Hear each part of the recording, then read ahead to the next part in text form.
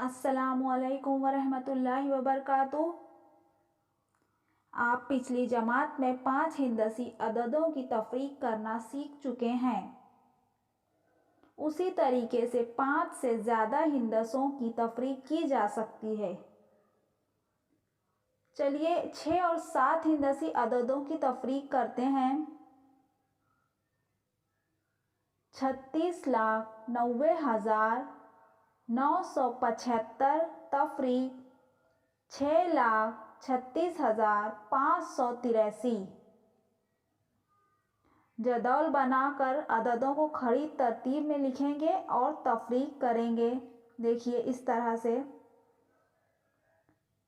5 इकाई तफरीक 3 इकाई 2 इकाई,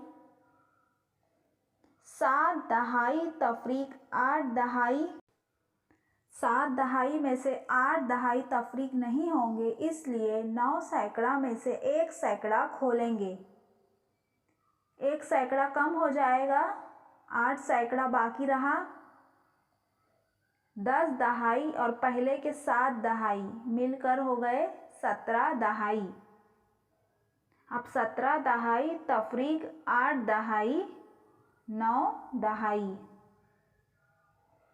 8 सैकड़ा तफरीक 5 सैकड़ा 3 सैकड़ा। सिफर तफरीक 6 नहीं कर सकते, इसलिए 9,000 में से 1,000 खोलेंगे। ये हो जाएंगे 8,000। 10,000 तफरीक 6,000 4,000। 8 10,000 तफरीक 3 10,000 5 10,000। 6 लाख तफरीक 6 लाख सिफर।